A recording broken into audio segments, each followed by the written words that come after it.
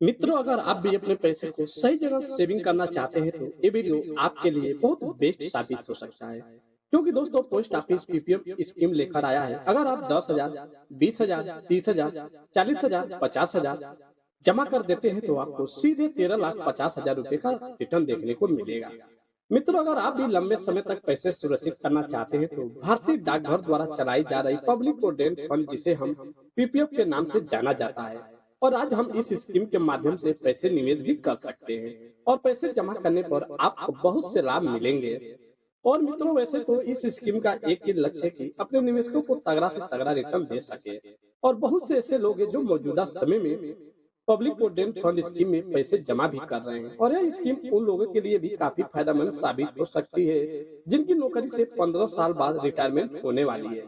क्योंकि साथियों, इस स्कीम का लॉक इन पीरियड 15 साल तक का होता है, जिसके बाद आप निवेश की गई पैसे और जमा पैसे पर मिलने वाले ब्याज एक साथ निकाल सकते हैं। और पोस्ट ऑफिस की पब्लिक प्रोविडेंट फंड स्कीम के माध्यम से कोई भी व्यक्ति लंबे समय तक पैसे जमा कर सकता है, और इसमें आपको सालाना पैसे मान के चले 1,000 रुपए, और अधिक की बात करें तो 1,50,000 रुपए तक डिपोजिट करनी होती है। और इसके अलावा आपको इनकम टैक्स की धारा 80C के अंतर्गत टैक्स में छूट भी मिलता है। और मित्रों, खाता खोलना चाहते हैं तो आपके पास Aadhaar card, mobile number, PAN card, ration card और पासपोर्ट साइज फोटो जैसे डॉक्यूमेंट होना चाहिए।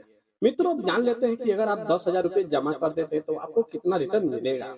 मित्रों, अगर कोई व्यक्ति पोस्ट ऑफिस की पीपीएफ स्कीम में 10,000 रुपए जमा करते हैं तो उनको लगातार 15 सालों तक 1,50,000 रुपए तक जमा करना होता है। और इसके बाद 7.1% के हिसाब से 1,21,214 रुपए ब्याज मिलेंगे। और पूरी रकम देखे तो 2,71,214 रुपए मिलेंगे। तो आप देख सकते हैं कितना रिटर्न मिल जाता है आपको।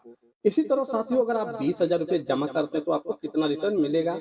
मित्रों, मान लीजिए अगर कोई व्यक्ति पब्लिक प्रोविडेंट फंड स्कीम में हर साल 20,000 रुपए जमा करते हैं तो उन्हें 15 सालों तक लगातार 3 लाख रुपए तक जमा करने होंगे। और इसके बाद 7.1% ब्याज के हिसाब से टोटल ब्याज देखे तो 2,42,428 रुपए मिलेंगे।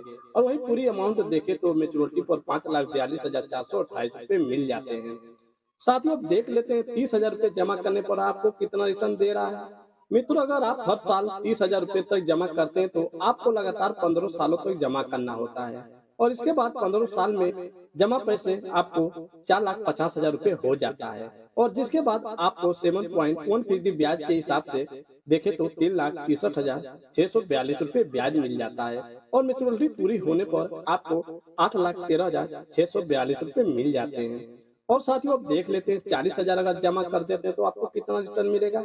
मित्रों, अगर आप पोस्ट ऑफिस पीपीएफ स्कीम में अपने पैसे लंबे समय तक जमा करना चाहते हैं तो आप इस स्कीम में कर सकते हैं। अगर आप भी हर साल इसमें 40,000 रुपए जमा करते हैं तो आपको इन 15 सालों में पूरे पैसे 6 लाख रुपए जमा करने होंगे। और इसके बाद 7.10% के हिसाब से टोटल ब्याज 4,84,856 रुपए मिलेंगे। जबकि टोटल अमाउंट देखे तो 10,84,856 रुपए मिल जाते हैं। और साथियों, अगर आप 50,000 रुपए जमा करते हैं तो आपको कितना रिटर्न देगा। मित्रों, अगर आप इस स्कीम में निवेश करना चाहते हैं तो आपको पीपीएफ कैलकुलेशन के माध्यम से बता देता हूं कि अगर आप सालाना 50,000 रुपए तक जमा करते हैं तो 15 सालों में 7,50,000 रुपए जमा हो जाता है। जिसके बाद से 7.1% के हिसाब से 6,06,070 रुपए ब्याज मिलेंगे। और मेच्योरिटी पूरी होने पर आपको 13,56,070 रुपए मिल जाते हैं।